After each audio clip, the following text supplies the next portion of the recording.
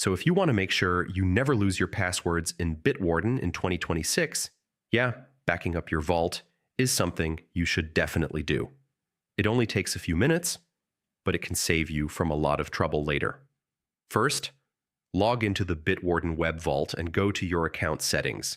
This is where all export options are located. Next, look for the Export Vault option.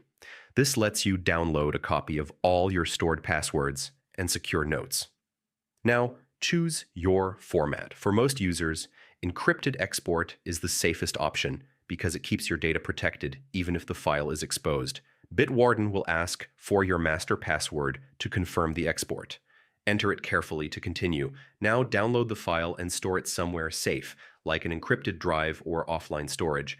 Avoid saving it in public folders or cloud drives without protection.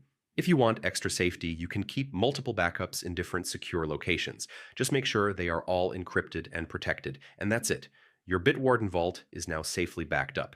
Yeah, it's a simple step, but it can save you if anything ever goes wrong.